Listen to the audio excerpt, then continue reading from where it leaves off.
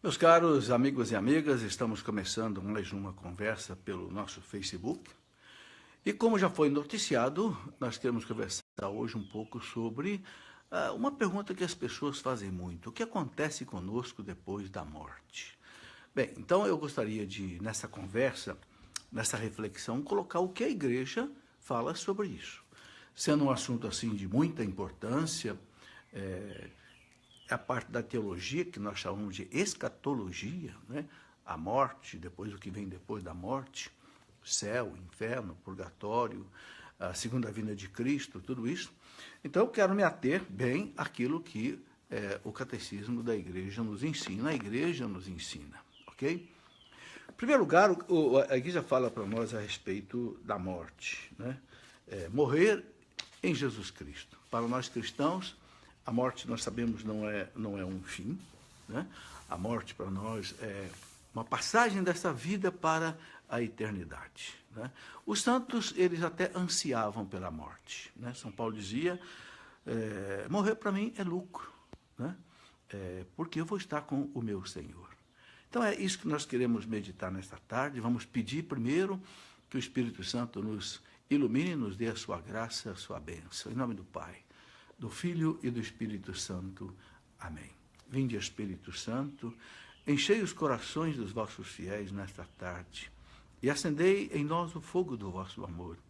Enviai, ó Senhor, o teu Santo Espírito, e tudo será criado, renovareis a face da terra. Ó Deus, que instruíste os corações dos vossos fiéis com a luz do Espírito Santo, fazei, Senhor, que apreciemos retamente todas as coisas, segundo o mesmo Espírito, e gozemos sempre da sua consolação. Por Cristo nosso Senhor. Amém. Que a Virgem Maria, a Senhora da Aparecida, Rainha Padroeira do Brasil, esteja intercedendo também por nós neste momento, esteja conosco. Com vocês aí nas suas casas e aqui também conosco. Ave Maria, cheia de graça, o Senhor é convosco. Bendita sois vós entre as mulheres, e bendito é o fruto do vosso ventre, Jesus. Santa Maria, Mãe de Deus, rogai por nós, pecadores, agora e na hora de nossa morte. Amém. Glória ao Pai, ao Filho e ao Espírito Santo, como era no princípio, agora e sempre. Amém. Bem, meus irmãos, queremos então conversar hoje sobre aquilo que vem, né, depois da nossa morte. Quero dar meu boa tarde a vocês que estão aí já entrando na nossa conversa. Estou aí na Maria Naves, a Maria Zélia. Sejam todos bem-vindos. Bem, como eu disse, eu quero me centrar aqui bem naquilo que a igreja nos ensina, né? Primeiro de tudo, quando a igreja fala da morte, ela diz para nós o seguinte, né? Que a morte é consequência do pecado, né? São Paulo fala na carta aos Romanos, Romanos 6, versículo 23, o salário do pecado é a morte. Então, a morte entrou na nossa história por causa do pecado original, né? E vamos ressuscitar. Cristo ressuscitou para que nós possamos ressuscitar, né? Então, o catecismo diz para nós aqui no parágrafo 1008, exatamente isso, que a morte é consequência do pecado e que a Sagrada Escritura nos afirma, e também a tradição da igreja, também o magistério da igreja, que a morte entrou no mundo exatamente por causa do pecado. É algo assim muito consistente no ensinamento da igreja, né? Então, diz aqui o catecismo que, embora o homem tivesse uma natureza mortal, Deus o destinava a não morrer. Deus o destinava a não morrer. A morte foi, portanto, contrária aos desígnios de Deus Criador e entrou no mundo como uma consequência do pecado. E que a morte corporal, a qual o homem teria sido subtraído se não tivesse pecado, olha aí, é assim o último inimigo do homem a ser vencido. São Paulo fala lá na primeira carta aos Coríntios, capítulo 15, versículo 26, São Paulo diz que o último inimigo a ser vencido vai ser a morte. Por quê? Porque a morte só vai ser vencida quando o pecado for vencido. E o pecado só vai ser definitivamente vencido quando o Cristo voltar na parousia, na sua segunda vinda. Mas aqui tem algo muito importante, né? O catecismo afirma aqui no parágrafo 1008 que, eu vou até repetir, a morte corporal, a qual o homem teria sido subtraído se não tivesse pecado. Ou seja, se não houvesse o pecado, o homem não morreria. Alguns teólogos dizem o seguinte, que nós poderíamos passar pela morte, só que a morte não seria algo como é hoje, difícil, de certa forma traumática. Não, seria assim como que uma passagem mais suave, seria como que um adormecimento, se não houvesse o pecado, ok? Bom, então fica isso bem caracterizado. Agora, Cristo transformou a morte, né? Então a igreja ensina para nós que a morte é transformada por Cristo, né? Ele também sofreu a morte exatamente para poder transformar a morte, né? E ele assumiu com a sua obediência ao Pai, né, a culpa de toda a humanidade e ressuscitou para que nós possamos então ressuscitar. Então a igreja nos ensina o seguinte, que graças a Cristo a morte cristã tem um sentido positivo. O catecismo fala bem claro, a morte tem um sentido positivo, e aí coloca a citação de São Paulo aqui, na carta aos Filipenses, Filipenses 1:21, onde São Paulo diz, para mim, a vida é Cristo e morrer é lucro. Olha, São Paulo fala da morte como lucro. A gente deve viver nessa perspectiva, né? Tive aqui um pequeno problema de interrupção, mas vamos continuar a nossa conversa. Portanto, o próprio São Paulo, que via na morte um lucro, porque ele morremos com ele e nós viveremos. Então, quem vive com Cristo, quem morre com Cristo, vai viver com Cristo. É o ensinamento da igreja, né? Algo que a igreja ensina é o seguinte, você pense, por exemplo, numa árvore. Uma árvore, para que lado que essa árvore cai? Quando ela tomba, ela cai para o lado que ela está inclinada. Se ela está inclinada para a esquerda, ela cai para a esquerda. Se ela está inclinada para a direita, ela cai para a direita. Nós também. Se a nossa vida é uma vida voltada para Deus, inclinada para Deus, a gente vai cair nos braços de Deus. Por isso nós não devemos temer a morte, né? Devemos viver assim como Deus diz. Há uma citação bonita de Santo Inácio de Antioquia, que foi mártir no ano 107 lá do Império Romano. Ele foi preso em Antioquia, no norte da Síria, foi levado preso para Roma e foi jogado aos leões lá no Coliseu, né, de Nero, na época do imperador Trajano. E Santo Inácio de Antioquia ele dizia, é bom para mim morrer, né? Cristo Jesus, morrer em Cristo Jesus, melhor do que reinar até as extremidades da terra. É a Ele que procuro, Ele que morreu por nós, é Ele que eu quero. Então, está aí. E Santa Teresa, né, Santa Teresa d'Ávila dizia, quero ver a Deus e para vê-lo é preciso morrer. Veja como os santos, eles ansiavam a morte. Eu estou colocando isso para mostrar que, de fato, realmente a morte não é uma tragédia. Porque se os santos ansiavam pela morte, é porque a morte tem um sentido, né? Santa Teresinha dizia, eu não morro, eu entro na vida. Olha que frase bonita de Santa Teresinha. Eu não morro, eu entro na vida, né? Então, meus irmãos, a morte é o fim da peregrinação terrestre do homem, assim, desse nosso tempo aqui de graça e de misericórdia, né, que Deus nos oferece para a gente realizar aqui nessa vida terrestre, segundo o seu projeto, né, de amor e de fidelidade, vivendo aí o amor a Deus e vivendo ao próximo, né? Bem, e a igreja coloca para nós o seguinte, né, que nós precisamos viver preparados para a morte, ou seja, viver na amizade de Deus. Para isso a igreja nos oferece, né, a Eucaristia, a igreja nos oferece a confissão, quando a nossa consciência nos acusa de algum pecado, de modo que a gente possa viver sempre na amizade de Deus. Vivendo na amizade de Deus, a gente vai viver para Deus, né? E aí, a igreja coloca com toda clareza, né, cremos na verdadeira ressurreição desta carne que possuímos agora. Contudo, semeia-se no túmulo um corpo corruptível, né? Ele ressuscita um corpo incorruptível, um corpo espiritual. É aquilo que São Paulo diz em 1 Coríntios 15, 44. Vamos ressuscitar, né, com um corpo tipo do corpo do Cristo ressuscitado. Um corpo que agora já não sofre mais as intempéries né? Da vida, não precisa mais se alimentar, não precisa mais nada, é um corpo que não ocupa espaço, não está mais sujeito ao tempo e não está mais sujeito ao espaço, né? Então, está aí. A igreja coloca muitas coisas para nós, né? Quando é que vai haver a ressurreição? A ressurreição vai acontecer no último dia, quando Cristo voltar. Há uma certa linha teológica que não é aprovada pela igreja, alguns teólogos que dizem que a ressurreição acontece na hora da morte. Não, não é possível. O corpo está na terra, o corpo está ali sendo sepultado. Como é que acontece a ressurreição na hora da morte? Não. Na hora da morte, a alma vai para Deus e o corpo vai para a terra. Nós sabemos disso. Ou para a incineração. Né? Então, não tem cabimento, né? Há documento claro, né? da teologia que coloca isso, que né?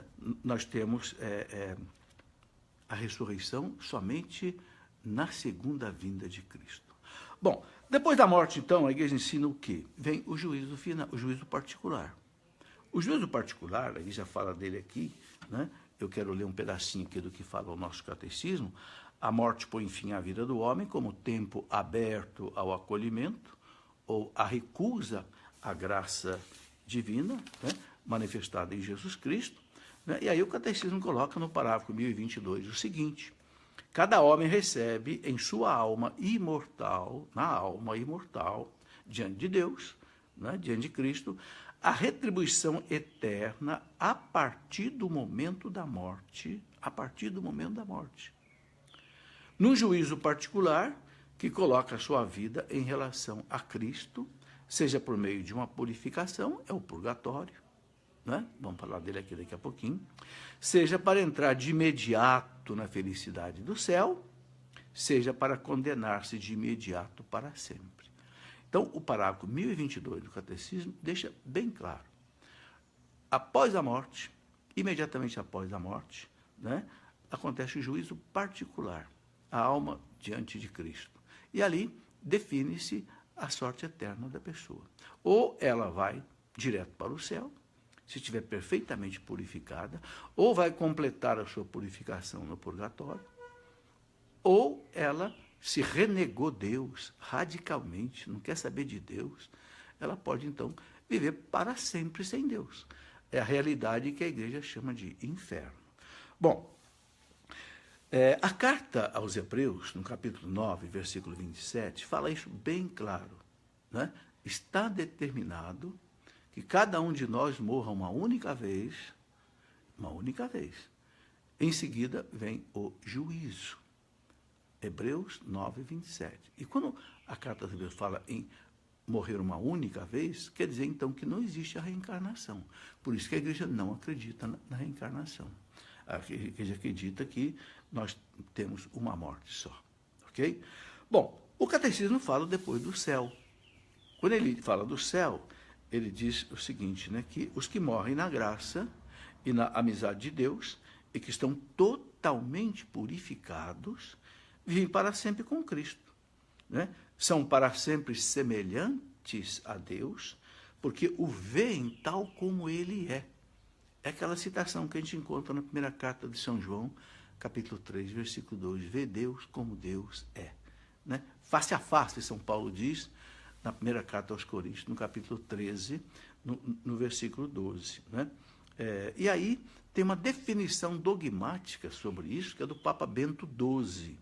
O Papa Bento XII foi Papa lá por volta do ano 1300 e pouco. Né? E o Papa Bento colocou o seguinte: com nossa autoridade apostólica, definimos, quando o Papa coloca essa expressão definimos, é um dogma de fé.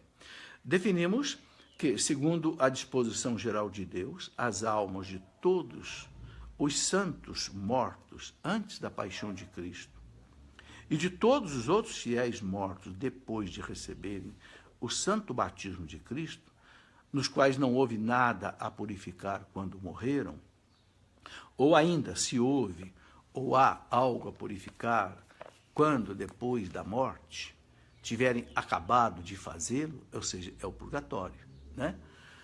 Antes mesmo da ressurreição de seus corpos e do juízo geral, que é o juízo final. Né? E isto desde a ascensão do Senhor e Salvador Jesus Cristo, não é? Então, ele diz, estão e estarão no céu, no reino do céu e no paraíso celeste com Cristo, admitido na sociedade dos santos anjos. Então, o que o Papa Bento XII definiu como fé, dogma de fé?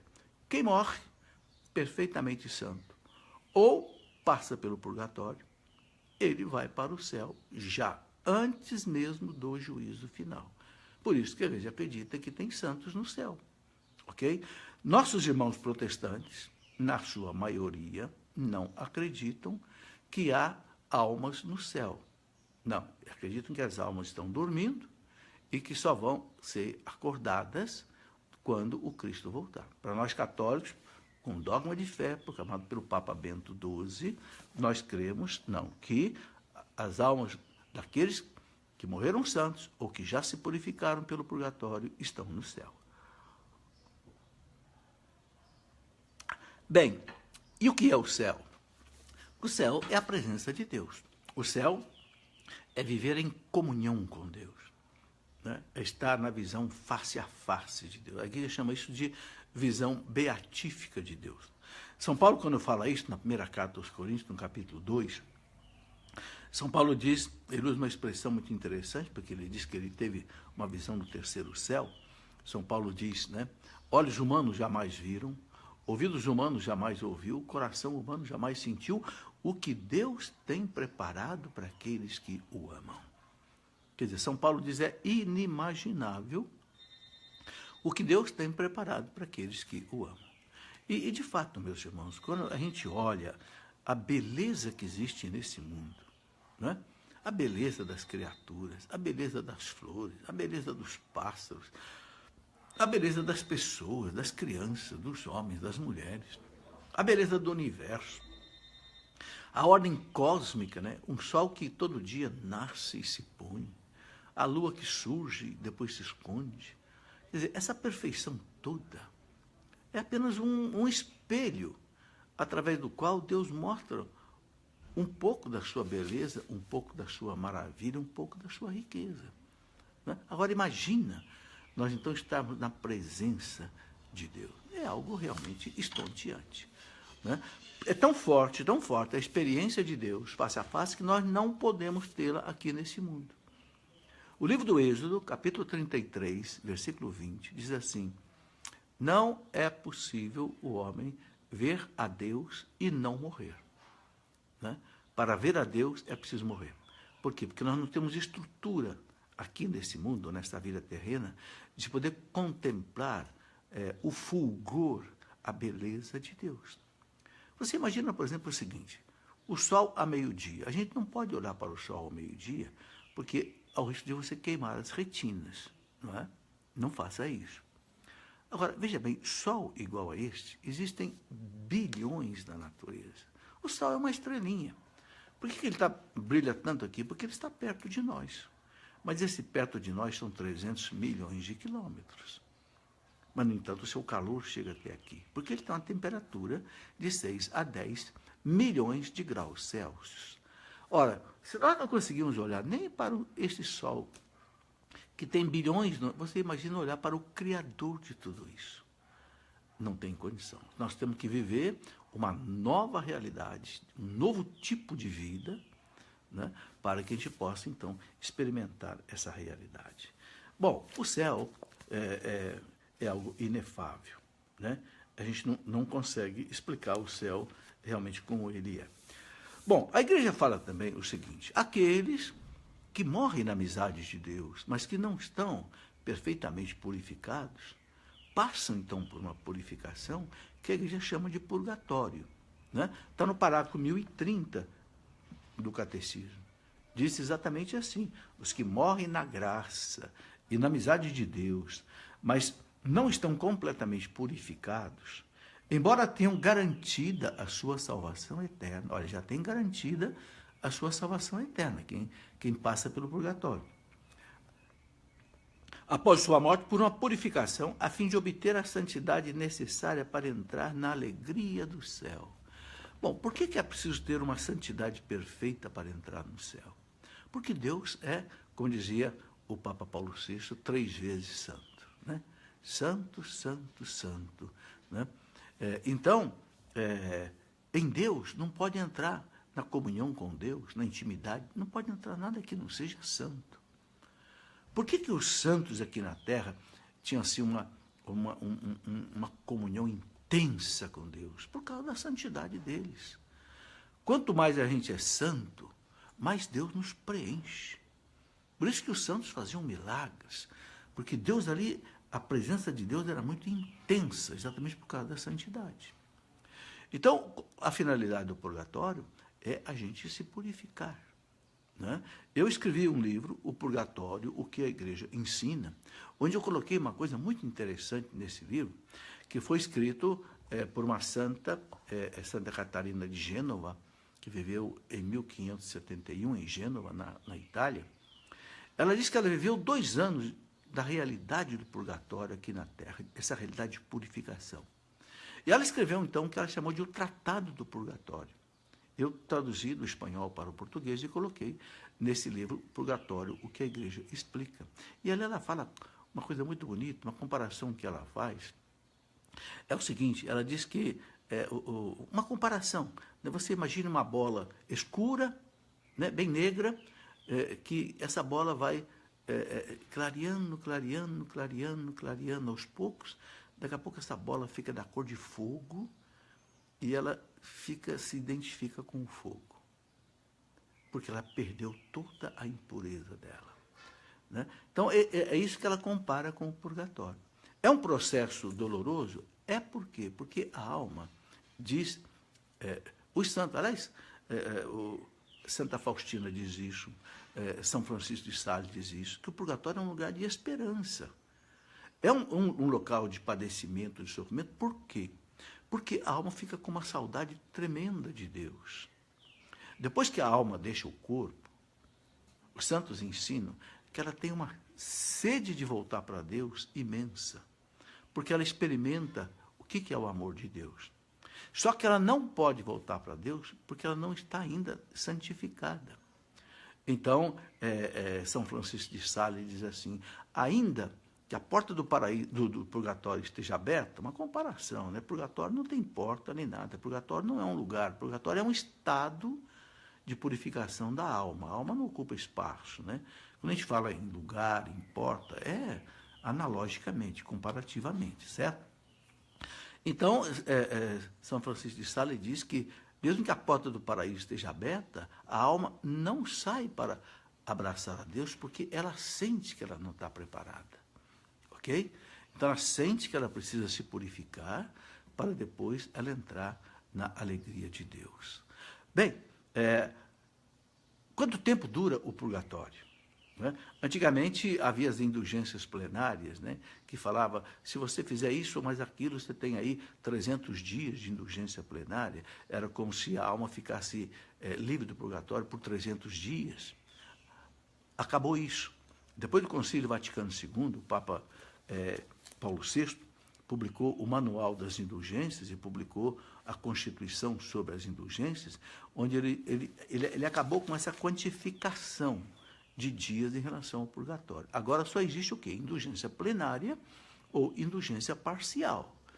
Aí, se a alma recebe uma indulgência parcial, através do nosso oferecimento para ela, pode ser nossas esmolas, nossos sacrifícios, as santas missas, etc., a alma pode ficar liberta de parte, né, das penas, chamado de penas temporais, né, essa purificação que a alma teria que cumprir ali.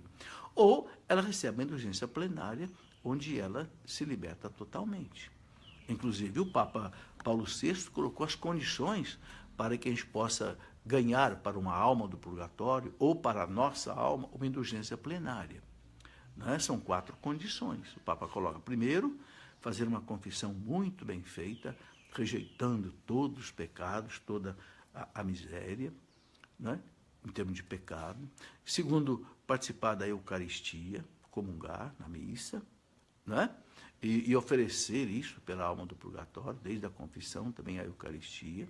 Né. Rezar pelo Papa é a terceira condição. Rezar o quê? O manual fala, pelo menos um Pai Nosso, uma Ave Maria e um Glória ao Pai. Pode rezar mais coisas se você quiser pelo Santo Padre o Papa, mas pelo menos isso. E a quarta condição, a gente escolhe entre 4 alternativas. Então, a quarta condição, você escolhe entre 4 alternativas. Quais são essas 4 alternativas?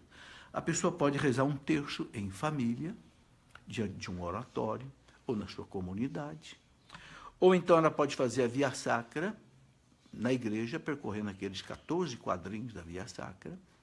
Ou então ela pode fazer meia hora de leitura bíblica meditada, né? Tipo Lectio Divina, pega um texto da Bíblia, lê, medita durante meia hora. Ou então ela pode também fazer uma adoração ao Santíssimo na capela, diante do sacrário, no sacrário, durante meia hora. Então, uma dessas 4 condições supre a 4ª condição para a pessoa ganhar para uma alma do purgatório ou para a sua alma uma indulgência plenária. Ela não pode oferecer a indulgência plenária para uma pessoa que está viva. Não, ou alguém que já morreu, ou para a sua própria alma. Se for para a sua própria alma, até esse momento, a sua alma, se fosse para a eternidade, estaria, então, sufragada, né? Teria o sufrágio de tudo isso. Bem, outra coisa que a igreja coloca é que, depois dessa vida, não existe mais o tempo. O tempo é uma realidade que só vale nesse mundo. Então, não tem sentido falar de tempo no purgatório. O tempo pode ser um instante depois da morte, o tempo do purgatório, ou não sei. A igreja já não fala mais sobre isso, porque ela entendeu agora, não é, que na eternidade o tempo não tem mais dias, como aqui, não tem mais anos, não tem mais meses, não tem mais nada. Não, é uma realidade que não se fala mais de tempo e não se fala também de espaço.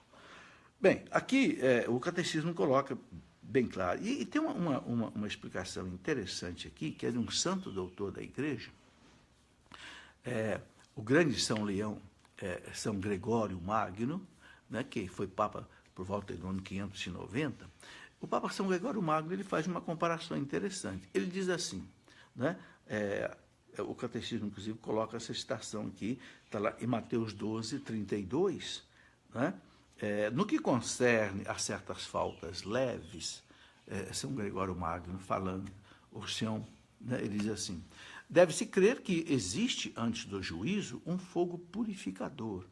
Esse fogo também, ninguém vai entender como fogo aqui da terra, porque alma é espiritual, a alma não queima com esse fogo da terra. Esse fogo da terra só queima com coisas materiais, papel, madeira, plástico, né? A alma não tem matéria. Então, esse fogo é uma expressão analógica, certo? Simbólica. Então, ele fala, antes do juízo, um fogo purificador, segundo o que afirma aquele que é a verdade, Jesus, dizendo que se alguém tiver pronunciado uma blasfêmia contra o Espírito Santo, não será perdoada nem neste presente século, nem nessa vida, e nem no mundo futuro. Desta afirmação, podemos deduzir que certas faltas podem ser perdoadas no século presente, ao passo que outras no século futuro. Ou seja, não sei se você entendeu a comparação que São Gregório Magno fala. Ele diz assim, o único pecado que não tem perdão, né, nem nessa vida e na outra, é o pecado contra o Espírito Santo. Que pecado é esse? É o endurecimento do coração. O catecismo explica, não é um pecado roubar, matar, prostituir, não, é o endurecimento do coração. Deus oferece o perdão, a misericórdia, e a pessoa não acolhe. Né? Bem, então, o Papa disse, Jesus disse que o único pecado que não tem perdão, nem nessa vida nem na outra, é o pecado contra o Espírito Santo. Então, quer dizer que na outra vida, outros tipos de pecado podem ter o perdão. Aí, ele justifica exatamente aí o purgatório. Bem, neste livro que eu escrevi, o Purgatório que a Igreja ensina, eu coloco pelo menos umas 6 citações, né, do Novo Testamento e também do Antigo Testamento, que coloca a base bíblica do purgatório. E aqui, o catecismo lembra para a gente o segundo livro de Macabeus, capítulo 12, versículo 46. O que aconteceu aí no tempo dos Macabeus? O tempo dos Macabeus foi mais ou menos anos 140 a.C., quando os gregos pagãos, né, dominaram a Palestina e profanaram o templo de Jerusalém, colocaram ali no templo de Jerusalém os deuses pagãos, Zeus e outros, né? Então houve aquela revolta dos irmãos Macabeus, Judas Macabeu, Jonas Macabeus e etc. Né? E numa dessas batalhas do povo de Deus contra esses invasores pagãos, né? Morreram vários assim, judeus. E Judas notou que eles morreram porque traziam uma espécie de um amuleto no pescoço. Então, o que o Judas Macabeus fez? Ele mandou fazer uma coleta, mandou o dinheiro para Jerusalém, para que se realizasse uma celebração, né, para o perdão dos pecados desses que morreram desse jeito. Veja, já no Antigo Testamento não se acreditava no perdão, mesmo além da morte. Né? E aqui o texto diz exatamente isso. Né? Eis porque ele, Judas Macabeus, mandou oferecer esse sacrifício expiatório pelos que haviam morrido, a fim de que fossem absolvidos de seu pecado. Olha aí, para que fosse absolvido de seu pecado. 2 Macabeus 12:46. E aí o catecismo diz aqui uma coisa muito interessante, que desde os primeiros tempos, a igreja honrou a memória dos defuntos e ofereceu sufrágios em seu favor, em especial o sacrifício eucarístico. Né? E uma passagem muito bonita que existe aqui, né? Na igreja, dos santos padres da igreja, uma passagem do grande São João Crisóstomo, santo, doutor da igreja, que foi patriarca de Constantinopla. Né? Leia, veja o que esse santo diz. Ele diz assim, levemos-lhes socorro e celebremos sua memória. Se os filhos de Jó foram purificados pelo sacrifício de seu pai, por que deveríamos duvidar de que nossas oferendas em favor dos mortos lhes levem alguma consolação? Não hesitemos em socorrer os que partiram e em oferecer nossas orações por eles. Está aí, meus irmãos, rezemos pelas almas do purgatório. Nós podemos oferecer o que pelas almas do purgatório? Bom, em primeiro lugar, a Santa Missa. Porque a Santa Missa é o próprio Cristo que reza pelas almas do purgatório. E você pode notar que em todas as missas, a igreja reza pelas almas do purgatório. Qualquer que seja a oração eucarística escolhida, daqueles 8, 10 tipos que existe, sempre tem aquele momento de rezar pelos mortos. É o chamado memento dos mortos. Memento que quer dizer em latim lembrança. A igreja reza.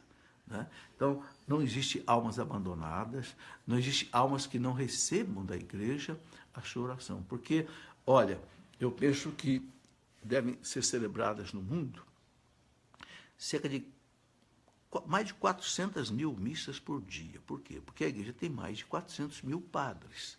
Se cada padre celebra uma missa por dia, são mais de 400 mil missas celebradas em 24 horas. Se você dividir isso pelo número de segundos que tem num dia, vai dar mais ou menos 5 missas a cada segundo. Olha que coisa bonita. E em todas essas missas, as almas do purgatório estão recebendo o sufrágio da mista do corpo e sangue de Cristo, que é oferecida também por elas ao Pai. Que coisa bonita, né? Então, nós podemos oferecer pelas almas do purgatório a missa, a indulgência plenária, a indulgência parcial, as esmolas, os sacrifícios, as nossas dores, as nossas doenças, os nossos dissabores, as contrariedades. Você pode tudo isto oferecer pelo sufrágio das almas do purgatório. Seu pai que já foi, sua mãe que já foi, algum irmão que foi, algum parente, algum amigo. Entende? Tudo isso pode ser oferecido. Bom, a igreja fala também do inferno. Né? Só que o catecismo fala aqui uma coisa muito interessante, né? Que se a pessoa morre em pecado mortal. Pecado mortal é o quê? Aquela pessoa que morreu brigada com Deus. Mas por culpa própria. Ela não se abriu para a graça de Deus, não abriu para a misericórdia de Deus, rejeitou.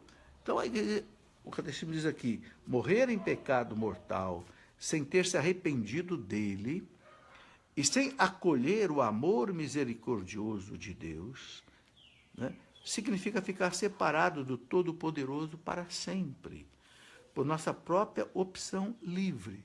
Nossa própria opção livre. Veja, não é Deus quem joga ninguém no inferno. É a opção livre da pessoa. Né? Aí o Catecismo diz aqui, eu estou lendo o parágrafo 1033, aí o Catecismo diz assim, é este estado de autoexclusão, veja, é a pessoa que se exclui. Eu estou lendo aqui o Catecismo da Igreja, tá certo? O Catecismo fala de autoexclusão. Esse estado de autoexclusão definitiva da comunhão com Deus e com os bem-aventurados, que se designa com a palavra inferno. Então, como é que o Catecismo coloca aqui o inferno? O inferno é uma frustração. Por quê? Porque a alma foi feita para Deus. Ela é de Deus. Foi feita para Deus e por Deus. Então, a maior frustração de uma alma é ela viver sem Deus. Isso é o inferno. Agora, o Catecismo diz uma coisa muito interessante, né? Que não é Deus quem joga a pessoa no inferno. Não. É a própria pessoa que se auto-exclui de Deus. Né? Isso quer dizer que a pessoa, para ir para o inferno, ela tem que fazer uma resistência muito grande contra Deus e contra a sua graça. Né? O parágrafo do Catecismo 1035, ele dá um esclarecimento interessante. Ele diz assim, o ensinamento da Igreja afirma a existência e a eternidade do inferno. As almas dos que morrem em estado de pecado mortal descem, após a morte, aos infernos, onde, então, vivem essa separação. Né? E aí o Catecismo diz que a pena principal do inferno consiste na separação eterna de Deus. O único em quem o homem pode ter a vida e a felicidade para as quais foi criado e as quais expira. Ou seja, a realização é Deus. Se a pessoa perde Deus, então é a frustração absoluta. Bom, eu sei que alguns duvidam que o inferno exista, mas a Igreja ensina que o inferno existe. Por causa da liberdade da pessoa. Não é? Deus não pode tirar a liberdade da pessoa. Se a pessoa se exclui de Deus, Deus não vai trazer a pessoa na marra. Né? Agora, veja o que diz o parágrafo 1037. Eu gosto muito de ler esse parágrafo. Deus não predestina ninguém para o inferno. Muito importante entender isso. Deus não predestina ninguém para o inferno. Não existe aquela predestinação lá de Calvino, né, que a pessoa já nasce meio carimbada para o céu, para o inferno. Não. Não, São Paulo diz, Deus quer que todos se salvem. Essa é a vontade de Deus. E cheguem ao conhecimento da verdade. Está lá em 1 Timóteo 2,4. Essa é a verdade que está na igreja. Ele fala lá em 1 Timóteo 3,15.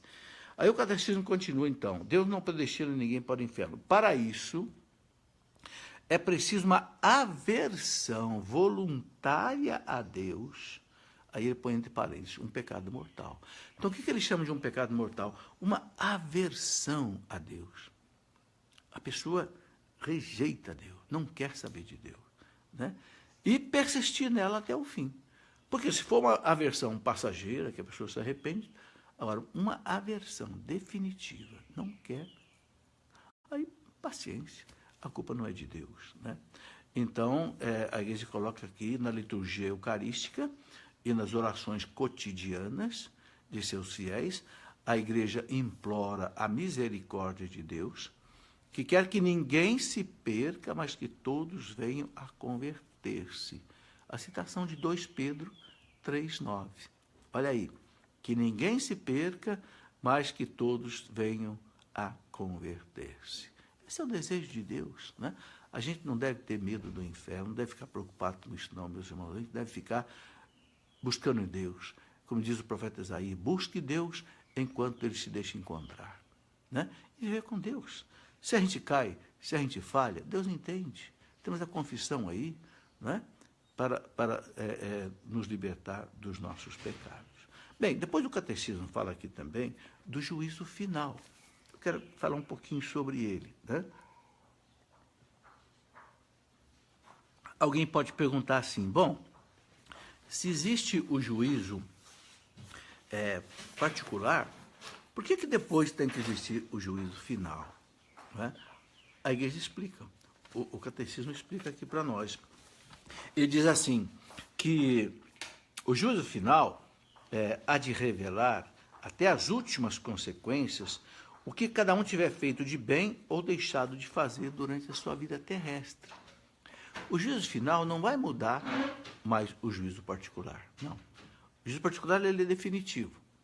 O juízo final apenas é um juízo em que toda a humanidade vai estar presente. Você fala, mas como Deus vai reunir bilhões e bilhões de pessoas? Lembre-se que na eternidade não existe mais questão de tempo nem de espaço. Não há essa dificuldade. Ok? Então, é um juízo onde toda justiça será feita. Porque nós não ficamos pedindo justiça aqui nesse mundo, toda justiça será feita.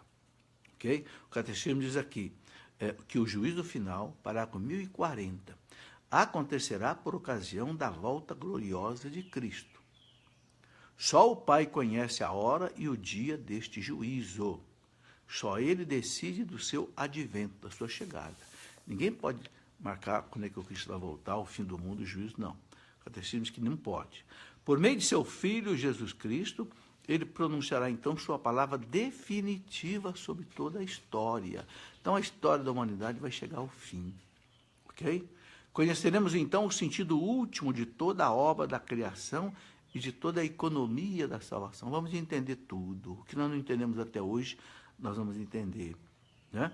E compreenderemos os caminhos admiráveis pelos quais sua providência conduziu tudo para o seu fim último. Aí nós vamos entender tudo, o sentido do sofrimento, o sentido da morte, o sentido do trabalho, o sentido de todas as coisas que nós fazemos aqui nesta vida.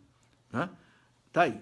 Bom, agora eu quero, antes de responder algumas perguntas que eu já tenho aqui na minha mão, eu quero só colocar aqui o seguinte, e com relação ao fim do mundo? Bom, primeiro a igreja deixou muito claro que ninguém sabe que dia vai ser o fim do mundo, nem que ano, nem nada, e a igreja não quer que a gente especule sobre isso, não é? Porque muita gente especulou sobre isso e errou. Jesus disse que nem ele sabia, nem os anjos de Deus sabem, então a igreja não é da nossa conta isso é da conta de Deus, deixemos com Deus. Mas o que vai acontecer com essa terra? Essa terra vai acabar? Né? Porque uma linguagem apocalíptica fala em fogo, que vai demorar tudo. Não, o catecismo não fala isso. O catecismo diz que haverá novos céus e nova terra. Olha, nova terra. Que nova terra é essa? É esta terra aqui, transformada. Jesus fala na transformação do mundo. Então, eu quero ler para você o que diz aqui, por exemplo, o parágrafo 1046 do Catecismo. Diz assim, olha, quanto ao cosmos, o universo, né? A revelação, com R maiúsculo, ou seja, a Bíblia, a tradição, o magistério, a revelação afirma a profunda comunidade de destino do mundo material e do homem. Aí diz assim, no 1047, também o universo visível está, portanto, destinado a ser transformado, não é acabado. Olha aí, parágrafo 1047, confira aí no seu catecismo. Também o universo visível está, portanto, destinado a ser transformado, a fim de que o próprio mundo restaurado, em seu primeiro estado, que primeiro estado? Aquele estado antes do pecado, no paraíso, esteja sem mais nenhum obstáculo a serviço dos justos, participando de sua glorificação em Cristo ressuscitado. Aí o parágrafo seguinte diz assim, ignoramos o tempo desta consumação da terra e da humanidade e desconhecemos a natureza de transformação do universo. Olha aqui, transformação, não fala fim, no sentido de que tudo vai acabar.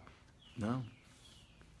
O catecismo deixa bem claro que nos parágrafos 1048, desconhecemos a maneira, né, de transformação do universo. Como é que esse universo vai ser transformado? A igreja ela é humilde, ela diz, não sabemos, mas sabemos que isto vai acontecer. Bem, deixa eu responder aqui algumas perguntas, porque nós já estamos aí com 10 para as 5 da tarde. O Ednei Rangel pergunta assim: professor, boa tarde. Muito boa tarde, Dinei. O senhor poderia me citar em qual passagem bíblica está sendo falando sobre o purgatório? Bom, primeiro eu já citei aqui, né? Eu vou pegar aqui o livro do Purgatório para eu poder colocar. No Novo Testamento, tem algumas passagens que dão base, ok, ao purgatório. Agora, a segunda a carta ao livro dos Macabeus é bem claro, né? Segundo livro dos Macabeus, como eu já chutei aqui, capítulo 12, versículo 46, é muito claro, né? Bem claro, é embasamento bíblico. 2 Macabeus 12, 46. Né? Judas Macabeus mandou oferecer sacrifício expiatório pelos que haviam morrido, a fim de que fossem absolvidos os seus pecados. Já tinham morrido, quer dizer, depois da morte. Então, né, a expiação do pecado depois da morte é o que acontece exatamente no purgatório. Agora, no Novo Testamento, há uma série de passagens sobre esta questão. Okay? No livro que eu coloquei, que eu escrevi, O Purgatório, o que a igreja explica, ali tem uma série de citações do Novo Testamento em que a igreja enxergou o purgatório. Né? Por exemplo, Jesus, quando fala, lá no Sermão da Montanha, né, de você estar discutindo com o seu adversário, diz: discuta antes de chegar ao juiz. Chegue num acordo, porque depois que chegar num acordo, você poderá ser preso e você vai ter que pagar até o último centavo que você deve. Aqui você vê aí uma sintonia com a questão do purgatório. E tem várias passagens desse tipo. É claro que não existe no purgatório, não existe na Bíblia, desculpa, a palavra purgatório. Essa palavra é a teologia católica que formou. Purgatório vem de purgar, vem de limpar, de purificar, ok? Mas há todo o embasamento bíblico. Maria Júlia Berino: professor, então a doença, as guerras vieram por conta do pecado? Sim. O pecado original e o nosso pecado também pessoal. Quer dizer, não é só o pecado original. O pecado original, ele quebrou em nós a harmonia que existia. A quebra dessa harmonia no pecado original gerou em nós todos os desequilíbrios que geraram, então, os pecados pessoais. Né? A soberba, o orgulho, a vaidade, não sei, a ambição, a ganância, né? A impureza, inveja, preguiça, ódio, maledicência, tudo vem aí como consequência de um estado de perturbação do pecado original que se repercute. Agora, com a graça de Cristo, nós podemos vencer, né, essas nossas misérias pessoais. Dorinha Silva: professor, por que Moisés e Elias aparecem aos discípulos na transfiguração se eles estão mortos? Olha, a igreja pode permitir que uma alma apareça. Os santos falaram de muitas aparições de almas, né? Almas que apareciam a elas, né? na vida dos santos. A igreja ensina que Deus pode, raramente, não é sempre, permitir que uma alma se manifeste para alguém. Como um anjo, por exemplo, que não tem corpo, se manifeste para alguém de maneira visível, para que a pessoa possa ver. Não quer dizer que o anjo tem corpo, nem que a alma tem corpo. Mas Deus pode permitir. Ok? É uma visualização. Com que objetivo? 2 objetivos. Primeiro, para que se creia na eternidade, na vida depois da morte. Segundo, muitas vezes para pedir oração. Então a igreja sempre recomenda o seguinte: sempre que vocês sonharem com uma alma de uma pessoa que já morreu, ou quem sabe ter uma visão, mas rezar para ela uma missa. Então, pode ser que essa alma esteja solicitando isso, ok? Bom, ela coloca aqui na parábola de Lázaro e o rico: não é proibido os mortos aparecerem, é proibido a evocação dos mortos. Agora, Deus pode permitir, como permitiu a aparição de Elias e de Moisés para Jesus. E para ali também os apóstolos. Okay? O que a igreja ensina é que nós não podemos chamar as almas aqui, invocar os mortos. É isso que a igreja ensina. Maria Bernadette Marchetti: professor, o católico pode ser cremado? Pode, ô Maria Bernadette. Está no catecismo que o católico pode ser cremado. Agora, desde que não seja para contestar a crença na ressurreição, ok? Se a pessoa acredita na ressurreição, não há problema. Agora, a igreja prefere o sepultamento. Por quê? Porque ali né? Você tem como que a relíquia da pessoa, o corpo da pessoa, que foi templo do Espírito Santo, onde vai rezar. Agora, uma coisa que o Vaticano colocou bem claro, a Santa Sé colocou bem claro, é o seguinte: quando se faz a cremação de uma pessoa, a família recebe as cinzas da pessoa. Essas cinzas não podem ser jogadas em qualquer lugar, na água, na planta, não. Esta caixa com as cinzas é como se fosse o corpo da pessoa. Então você precisa sepultar, como faz o sepultamento. Claro que não precisa fazer as exéquias, normalmente as exéquias já são feitas antes da cremação, mas se faz o sepultamento, como se faz o sepultamento do corpo no cemitério. Então, se a família tem um jazigo, né, uma sepultura, coloque lá na sepultura, por exemplo. Entende? Não é para jogar na água, nas plantas, etc. Não. Tem que ser sepultado. Emerson Martins, professor, o pecado que leva para o inferno e os 10 mandamentos. Veja, o Emerson, qualquer pecado que separe de Deus definitivamente, causa uma aversão a Deus, como o catecismo diz, uma aversão definitiva, irrevogável, que a pessoa não quer saber, não é? Pode levar. Agora, a igreja coloca como base dos pecados mortais ferir os 10 mandamentos, nem em matéria grave, né? Aí eu aconselho, por exemplo, toda a terceira parte do catecismo da igreja é sobre os 10 mandamentos. Então, uma boa leitura disso esclarece muita coisa para nós, certo? Sérgio Arpa, o que a igreja fala sobre vida fora da Terra, vida extraterrestre? Ô Sérgio, a igreja não emite um parecer sobre isso. Por quê? Porque a igreja fala que não é um problema de religião, se existe ou não vida inteligente, ou mesmo vida não inteligente, vida de animal, ou vida de bactérias fora da Terra. A igreja fala isso aí é problema da ciência. Então, em princípio, a igreja não fala se existe ou não vida fora da Terra.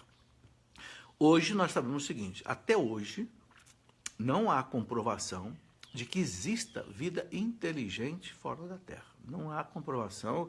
A NASA já fez muitas experiências sobre isso. Eu posso dizer a vocês que eu fiz meu doutorado no Instituto Aeroespacial do ITA, em São José dos Campos. Inclusive, meu orientador de doutorado foi o doutor Tadeusz Cielava, que inclusive ele foi, um tempo de consultor na NASA, nos Estados Unidos. Ele me dizia que realmente não tem nada comprovado que prove que já exista ou não. Se existir, aí a igreja vai aceitar o que a ciência colocou de concreto, e aí a igreja vai poder dizer até como é que fica a vida religiosa desses seres, se houverem fora da Terra. Mas, do que eu tenho lido ultimamente, né, os cientistas têm dito que é muito difícil chegar a uma conclusão. Talvez nunca se chegue a uma conclusão. Por quê? Por causa das enormes distâncias que existem no universo. E o universo ele está se abrindo numa velocidade incrível. Então, fica cada vez mais difícil, né, as viagens interestelares e coisas desse tipo. É muito difícil. Portanto, a igreja não coloca nenhum parecer sobre isso. Carlos Aparecido Domingos, o anjo da guarda acompanha nós depois que morremos. Ô Carlos, a igreja não fala nada. Eu nunca li nada, nem em catecismo, nem nos documentos dos papas, nem mesmo dos santos sobre isso. Então, a gente não deve colocar nada sobre isso. O que nós sabemos é que o anjo da guarda existe para a nossa vida aqui na Terra. Eu penso que a pessoa morreu, não precisa mais do anjo da guarda. Ok? Aí eu não sei, o anjo pode ser destinado por Deus à guarda de uma outra pessoa, não sei. A igreja não coloca isso aí desse jeito. Bom, 5 horas, né? É uma alegria nós termos chegado aqui até esse momento. Quero agradecer a sua companhia até esse momento. Tem muito mais coisa que você pode ler aqui no Catecismo. Você viu que a partir do parágrafo 1000 do Catecismo, você tem aí o que a igreja chama de escatologia. Escatologia é a parte da teologia que estuda os últimos acontecimentos. Eu escrevi um livro sobre isso, detalhando mais ainda, esse livro que eu chamei de o cristão diante da morte. Nesse livro aqui eu detalho a questão da morte, da ressurreição, né? Do juízo particular, do juízo final, céu, inferno, purgatório, né? A segunda vinda de Cristo, novos céus, nova terra, etc. Ok? Bem, muito obrigado a vocês que me acompanharam até agora.